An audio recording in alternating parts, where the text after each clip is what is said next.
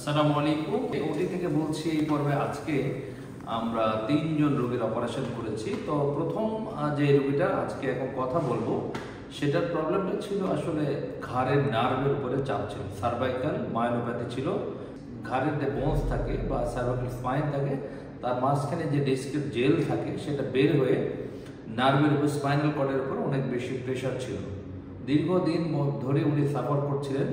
যে প্রবলেমগুলো হচ্ছিল ওনার হাতে ধরতে অনেক কষ্ট হতো, হাত ভারী ভারী লাগতো, পায়ে ভারী ভারী লাগতো, পা ঝিনঝিন করতো, পুরো শরীর তার অবশ হয়ে থাকা, ভারী লাগা, প্রস্রাব পায়খানা কন্ট্রোল করতে না পারা এবং অন্যান্য কোষ্ঠকাঠিন্য অন্যান্য প্রবলেমগুলো ছিল।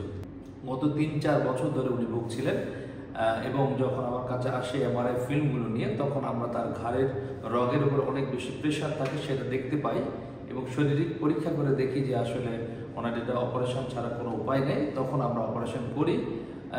আশা করি যে উনি নর্মাল লাইফে খুব দ্রুত ব্যাক করবেন। যদি আমরা একটু তার এমআরআইটা স্টাডি করি তাহলে হয়তো আমরা একটু কিছু দেখতে পাবো। চলুন এমআরআইগুলো দেখি।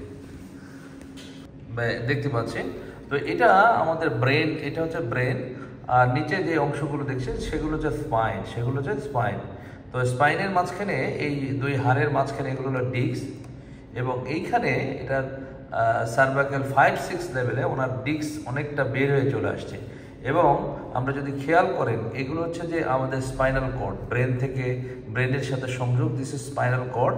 তো আমরা যদি এই লেভেলে দেখি দেখবেন যে অনেক প্রেশার এখানে তৈরি হচ্ছে এবং এই প্রেশারের কারণে এখানকার নিচে বা ঘাড়ের নিচে পুরো অংশটাই তার কিন্তু অকেজো, দুর্বল হয়ে গেছে, হাঁটতে চলতে কষ্ট হয়, পা ভারী লাগে, অবশ লাগে, পা ঝিনঝিন শিনশিন করে, এই প্রবলেমগুলো হচ্ছে। যদি সাইডের ইমেজটা আমরা একটু যাই এখানে দেখবেন যে কতটা প্রেশার তৈরি হচ্ছে, এই জায়গাতে অনেক বেশি প্রেশার তৈরি হচ্ছে এবং এটা স্পাইনাল কর্ড সেটার উপরে অনেকটা প্রচণ্ড একটা প্রেশার তৈরি হচ্ছে এবং কিছু দেখবেন যে এখানে সিগন্যাল চেঞ্জ বা কালারগুলো পরিবর্তন হয়েছে। এই কালার পরিবর্তন হওয়া মানে এগুলো আসলে একটু খারাপ লক্ষণ। তো এই জন্যই সিদ্ধান্ত নেওয়া হয় যাতে করে, যেহেতু উনি দীর্ঘদিন ধরে ঔষধ খেয়ে ব্যায়াম এবং ফিজিওথেরাপি করে কোনোভাবেই তার উন্নতি হচ্ছিল না। যদি এই ইমেজটাতেও আপনি যদি খেয়াল করেন এইখানেও দেখা যাচ্ছে যে তার অনেক বেশি প্রেশার। আমরা যদি সাইডের ইমেজটা একটু যাই তাহলে হয়তো বা আরও কিছু দেখতে পাবো। এখানে ওনার প্রবলেমটা হচ্ছে যে এখানে দেখা যাচ্ছে যে এটা হচ্ছে যে স্পাইনাল কর্ড এবং এই যে অংশগুলো দেখা যাচ্ছে এগুলো আসলে অনেক প্রেশার, দুই সাইডে প্রেশার দেখা যাচ্ছে এবং আমরা অপারেশন করা এই সামনে গলার সামনে দিয়ে অপারেশন করে এই অংশটা পুরোপুরি রিমুভ করলাম এবং এখানে একটা ফাঁকা জায়গাতে টাইটেনিয়ামের কেস দিলাম।